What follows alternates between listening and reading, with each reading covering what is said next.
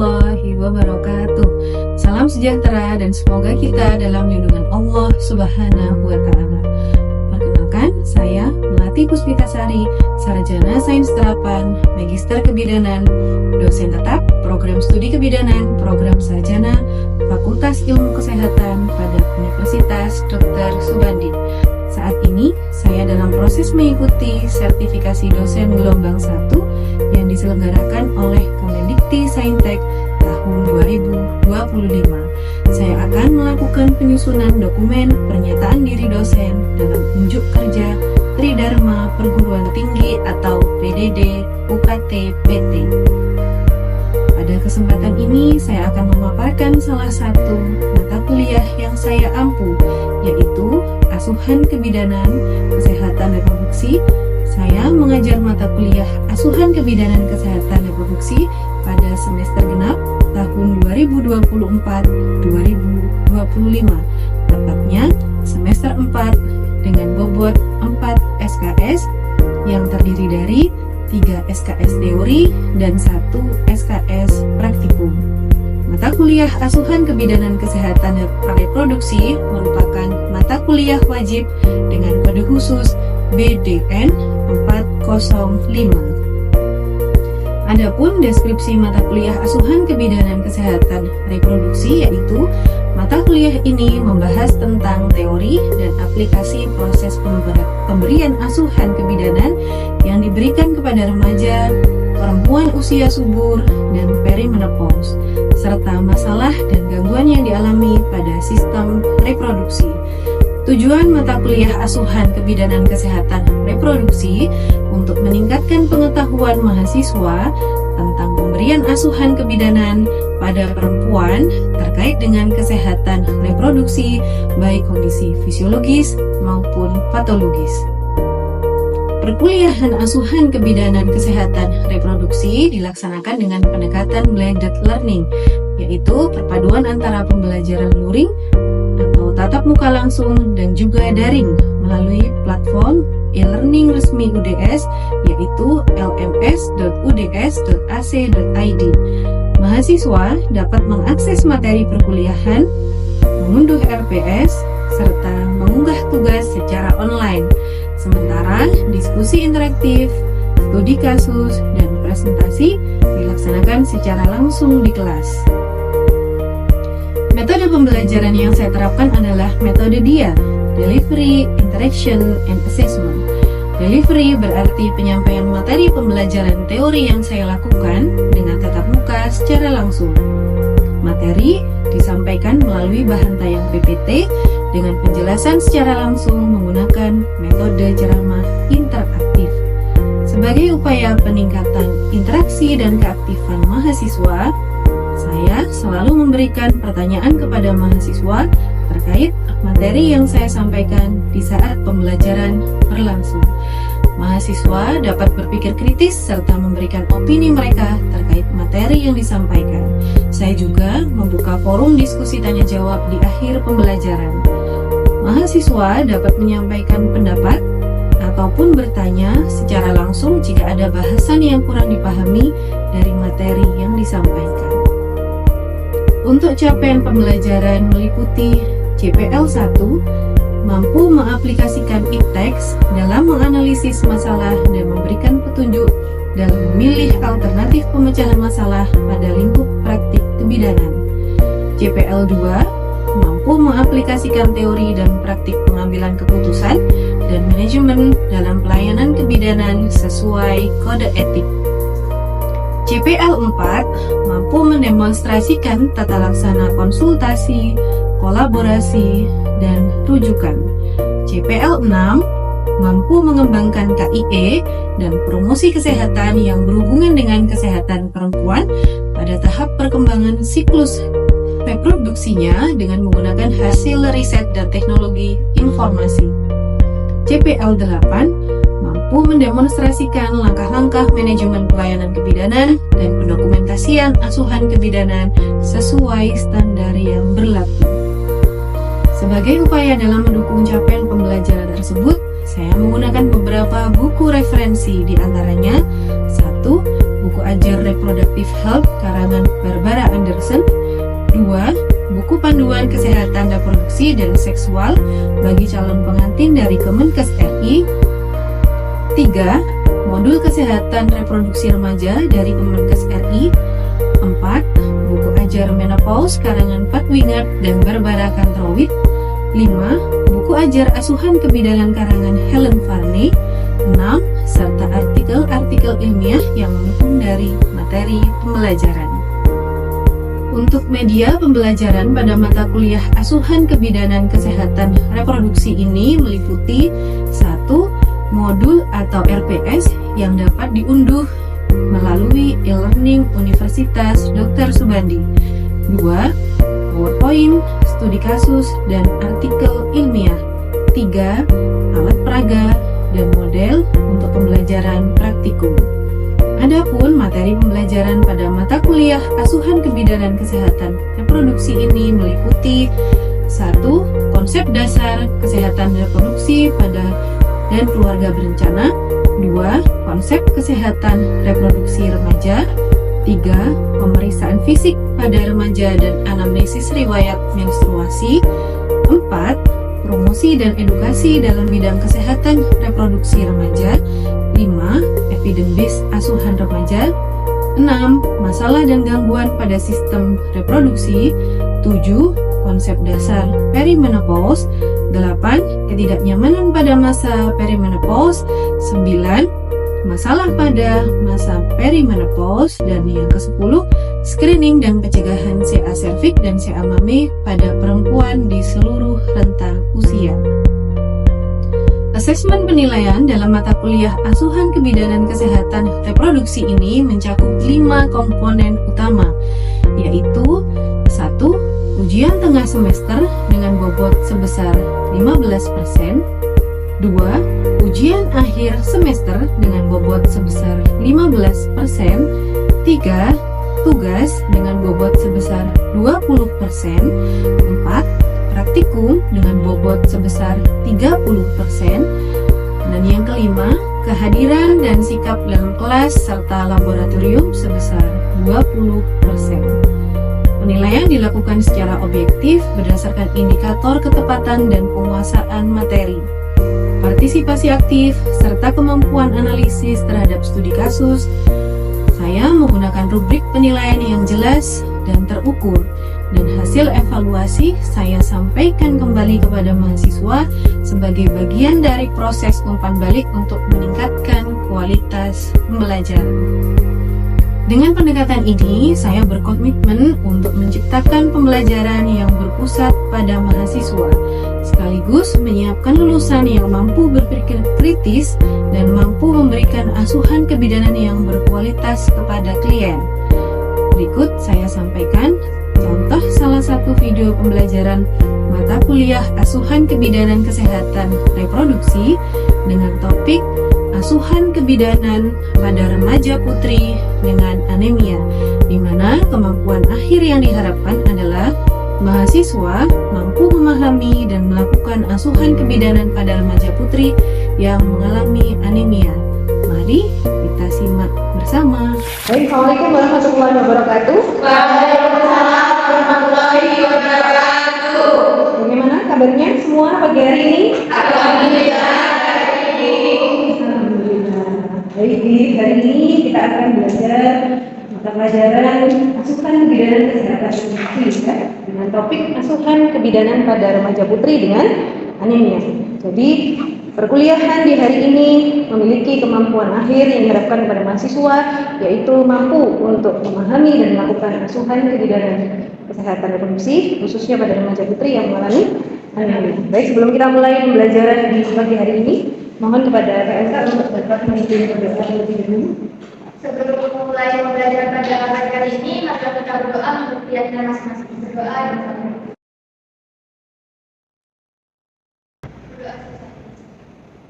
Terima kasih, Kak Andra. Baik, sesuai dengan topik yang saya sampaikan tadi bahwa pembelajaran yang akan kita pelajari hari ini yaitu asuhan kebidanan pada remaja putri dengan anemia. Baik, terkait dengan penderita anemia, ada yang tahu anemia itu apa? Ya, silakan kita dulu. Anemia itu hemoglobinnya di bawah batas Oke, jadi anemia itu adalah keadaan hemoglobin atau yang biasa kita singkat dengan B ya. Itu ada di bawah batas normal atau batas harusnya. Nah, berapa normalnya? Nah, kita pelajari ya. Nah, dalam tabel. Nah, kemudian di sini juga tuliskan apa sih penyebabnya? Sebabnya anemia itu terjadi kenapa? Yang pertama karena produksi dari sel darah merahnya tidak optimal. Karena apa? Zat gizi asupannya kurang, disebabkan jumlah sel darah merah akan menjadi kurang.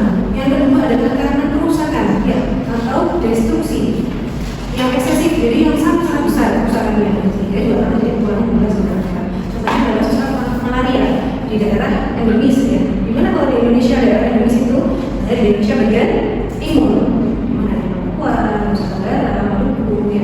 Kemudian yang ketiga penyebabnya apa? Yaitu adanya kehilangan darah yang eksesif juga. Jadi kehilangan darah yang terlalu banyak.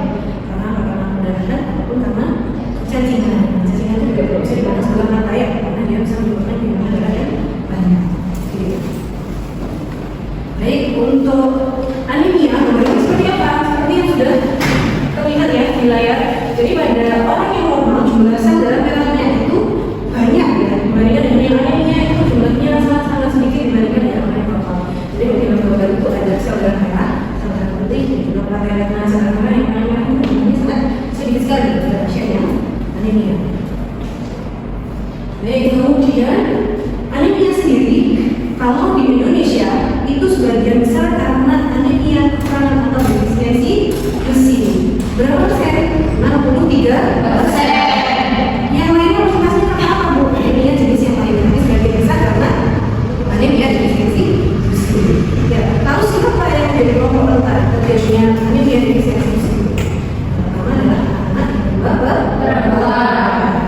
Ya, jadi kenapa? Sebabnya yang pertama adalah karena pola makan yang kurang asupan zat besi ya. Kemudian yang kedua, asupan besi juga ada tapi jumlahnya cuma sedikit.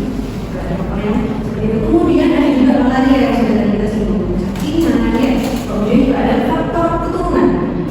Penyakit tertentu yang diturunkan dari orang tua ke anak-anaknya. Contohnya apa? Thalassemia, hemoglobinosis itu juga akan menyebabkan terjadinya anemia. Nah, ini selanjutnya adalah diagnosis anemia. Jadi kalau kita berbicara anemia tadi, kita mempunyai nilai normal yang menjadi batasan. Ketika kita berada pada rentang tersebut, remaja putri berada dalam rentang tersebut, berarti dikatakan tidak anemia ya. Rentangnya berapa? Harus di atas 12 gram per ml. Jadi kalau kita melihat tabel di sini sudah bisa dilihat berapa sih batas minimal untuk balita, untuk anak di usia 5 sampai 11 tahun, ada anak di usia 12 sampai 14 ya. Kemudian ada perempuan di lebih dari sama dengan 15 dan juga laki-laki lebih dari sama dengan 15. Ada juga pada ibu hamil. Nah, karena yang sedang kita pelajari sekarang adalah tentang remaja putri, maka yang harus kita lihat yang mana? Yaitu di anak usia 12 sampai dengan 14 tahun dan juga pada perempuan lebih dari sama dengan 15 tahun. Ya.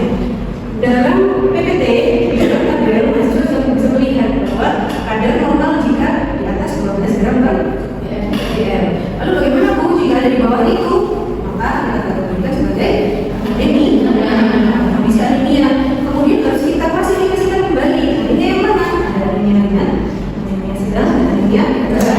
Lalu kalau sudah bagiannya cuma 7, berarti masuk klasifikasi yang mana? Anemia berat. Karena ada di bawah 8 gram per ml. Yang kita jadi yang adalah nomor merah ya. Karena yang kita bahas adalah masukan pidana remaja putri dengan anemia. Jadi ketika ada remaja putri yang datang kita periksa, kemudian HP-nya ada di bawah dari 12 gram per ml, kita masuk dalam kondisi anemia. Selanjutnya adalah dampak dari defisiensi besi ya, atau anemia. Apa saja dampaknya? Yang pertama yang sudah kelihatan, pernah dengar ya 5L? Ya, lemah, letih, lesu, dan lupa ya.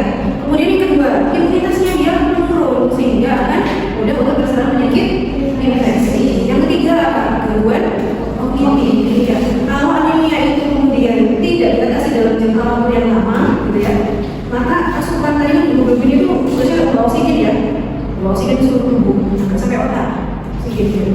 Akhirnya menyebabkan dia gangguan dalam kognitifnya, gangguan berpikir, motivasi anak menjadi kurang cerdas. Kemudian ada lagi produktivitasnya menjadi kurang sama, hemoglobinnya tadi kurang, oksigennya ada di bawah ya, ke seluruh tubuh, ke otak nggak sampai, akhirnya lemas. Kalau sudah lemas tidak beraktivitas. Sementara pada kasus anemia berat, akhirnya lebih parah lagi. Dia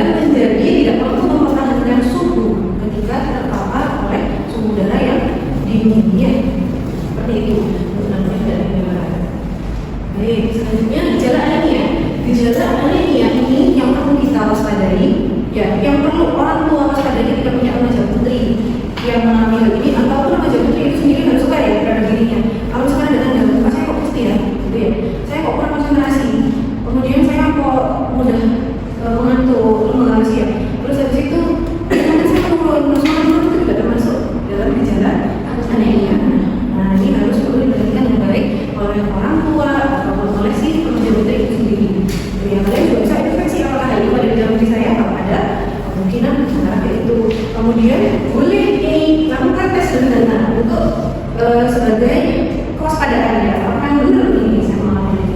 Caranya gimana? Satu, telapak tangan ya, di meja, 1 detik. Kalau kemudian diangkat di puncak kebiruan berarti kemungkinan anemia. Kalau dia tidak berarti warnanya merah.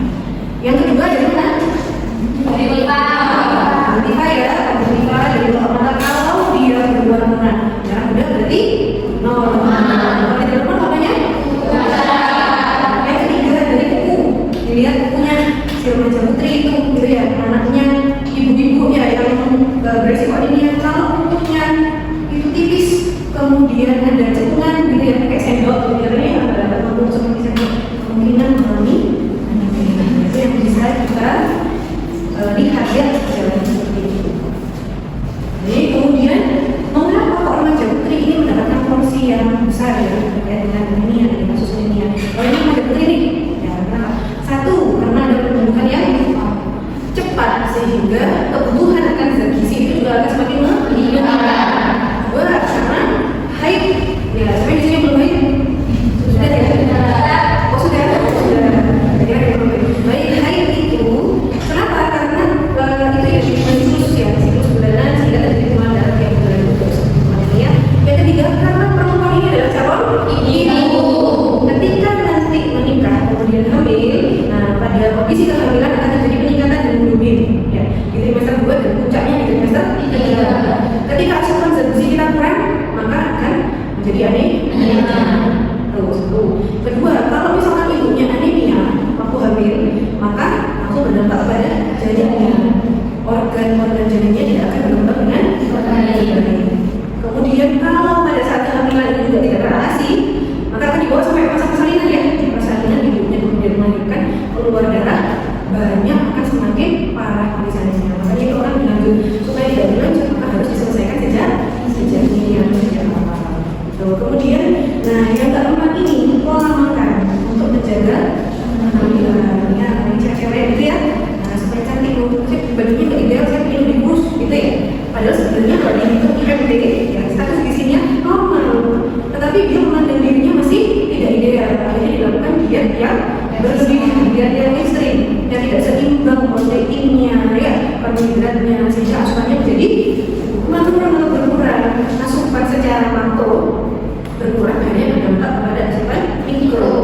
Mikronya berarti zat-zatnya juga berkurang ya.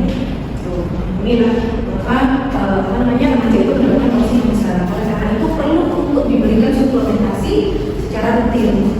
Ya, suplemen berarti ada obat tambahan yang harus diminum. Kemudian, nah ini adalah tata cara pembagian tablet tambah darah. Ya, gimana sih pemberian tablet tambah darah ini pada remaja putri? Kalau kita lihat itu ada di tablet dengan anak usia sekolah 6-12 dan yang sebelahnya ya remaja putri 12-15 tahun ataupun pada calon pemenuhi wanita.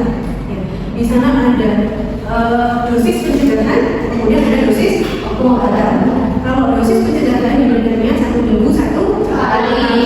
Ya, dosis pengobatan 1 hari 1 obat. Paham sampai sini? Oke. Jadi kalau misalkan kita jumlah yang harus diminum oleh remaja putri itu kalau 1 minggu 1 kali, berapa banyak dalam 1 tahun? Berapa kali ya? Nah ini ya. Jadi minum sebanyak 52 kapsul atau tablet ya dengan 1 tahun. Ini bagian isinya apa Bu? Tablet obat darah itu 60 mikrogram besi elemental dan juga 400 mikrogram asam folat. Ya. Jadi dia ini merupakan mikronutrien yang penting dalam pembentukan hemoglobin. Ya. Makanya harus diberikan kepada remaja putri. Baik. Nah, pertanyaannya begini, apakah minum tablet tambah darah dalam jangka waktu yang panjang itu aman? Bukan berarti diminum 1 tahun ya.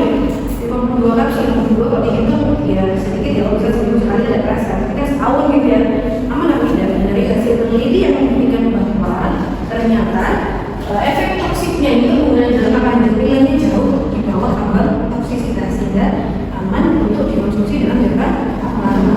Terus ada juga proses autoregulasi dari dalam tubuh. Apa itu proses autoregulasi? Yaitu tubuh kita ini mempunyai mekanisme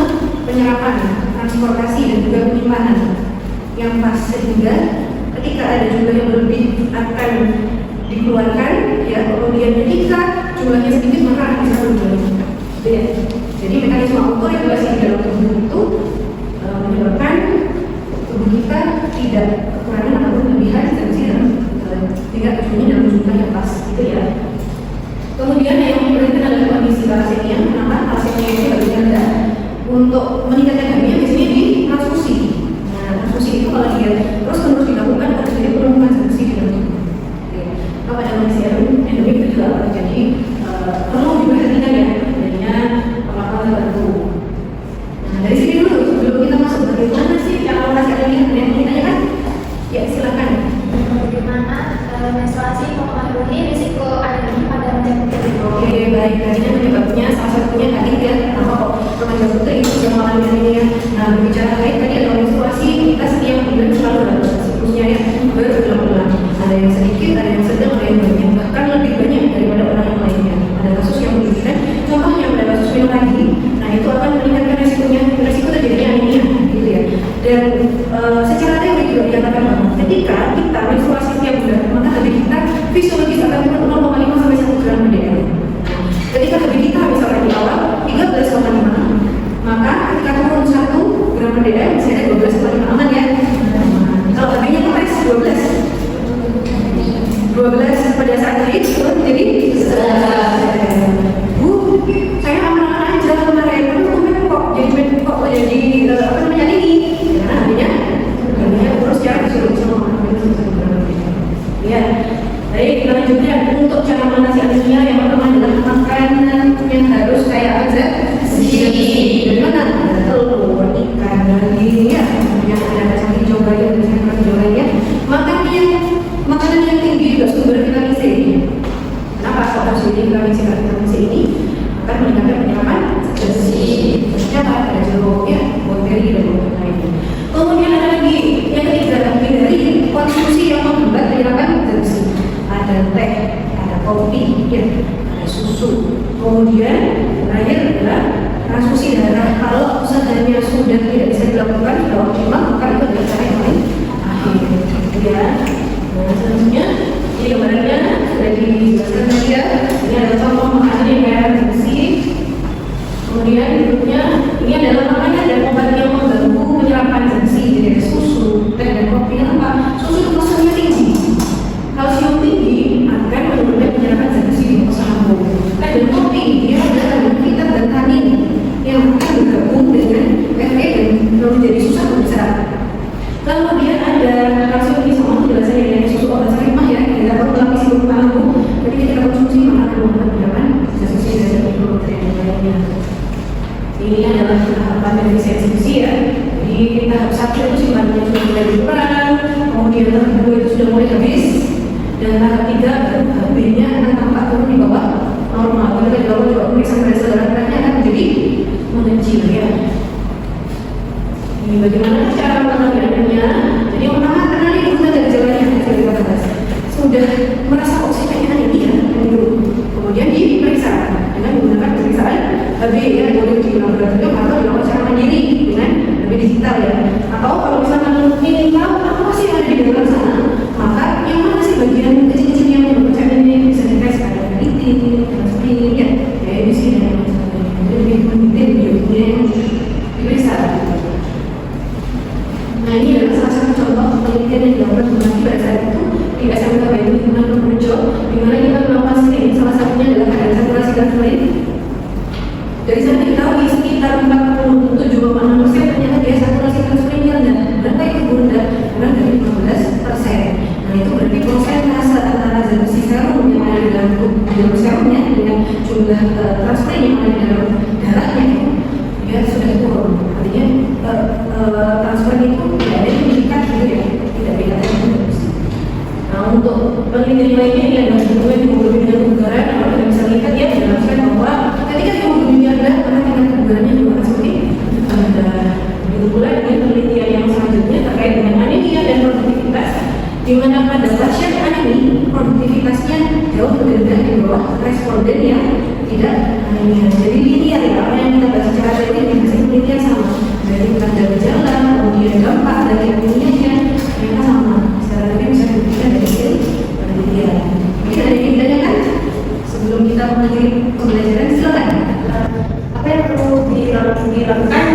seorang remaja putri sudah terdiagnosis anemia? Baik, kalau misalkan saya sudah anemia nih, berarti apa yang harus saya lakukan? Satu, maka harus suplementasi sesuai dengan dari dokter, ya. Kemudian yang kedua, pola makannya harus yang seimbang, gizi seimbang, ya. Jadi jangan sampai melakukan diet yang ekstrim. Yang ketiga, hindari makanan minuman yang dapat menghambat penyerapan zat besi. Yang keempat, evaluasi secara berkala apakah konsumsi dari suplementasi zat besi yang kita lakukan sudah berhasil. Ternyata pada evaluasinya 3 bulan semenjak pertama kali diberikan intervensi.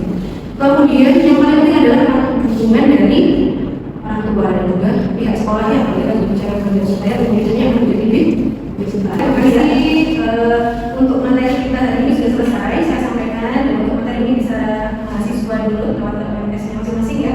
Lewat akun mahasiswa itu sudah sesuai dengan KPS yang sudah kami berikan.